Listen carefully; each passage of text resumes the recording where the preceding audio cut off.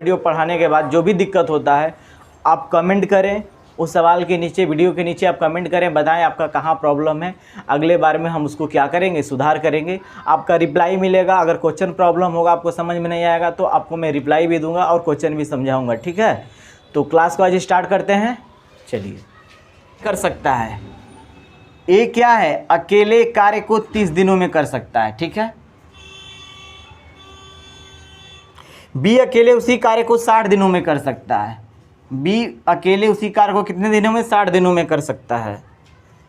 यदि वे दोनों एक साथ 5 दिनों के लिए कार्य करते हैं, मतलब ए प्लस बी दोनों साथ मिलकर 5 दिन काम करते हैं, याद रखिएगा, ठीक है। 5 दिनों के लिए कार्य करते हैं तो कार्य का कौन सा भाग शेष बचेगा, कार्य का कौन सा भाग शेष बचेगा। आप बताओ 30 और 60 का एलसीएम कितना होगा, 60। अगर हम इनकी इफ़िशियंसी निकालें पर डे का बाबू तो कितना, 30 दुना के 60 और 60 एकम 60, यही होगा। तो दोनों मिलकर कितना निकालेंगे बाबू, काम करेंगे। मतलब कि ए एक दिन में 2 कार्य करेगा और बी एक दिन में 1 कार्य करेगा, तो दोनों मिलकर एक दिन में कितना कार्य करेंगे, 3।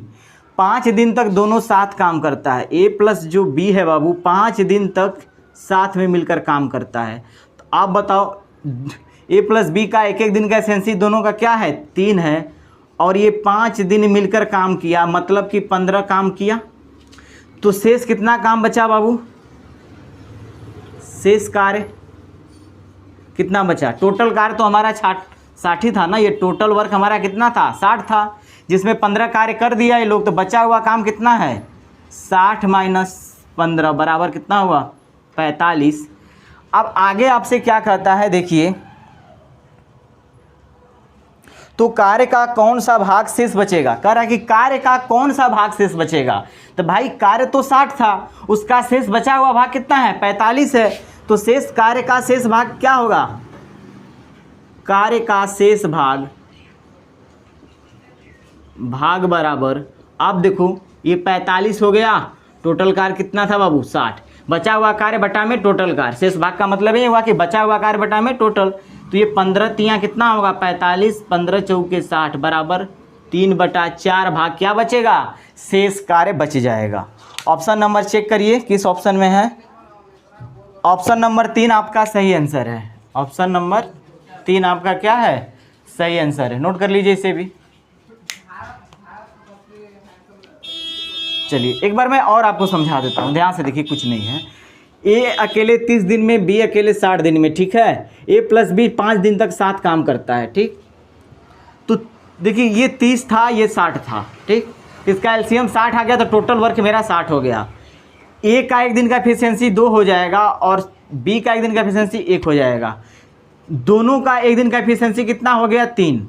ये दोनों मिलकर 5 दिन तक काम करते हैं तो कितना कार्य किए होंगे, 5 से 15। तो शेष कार्य कितना बचा, टोटल 60 था, 15 काम इन्होंने कर दिया, बचा 45 काम। कह रहा है कार्य का शेष भाग कितना बचा है।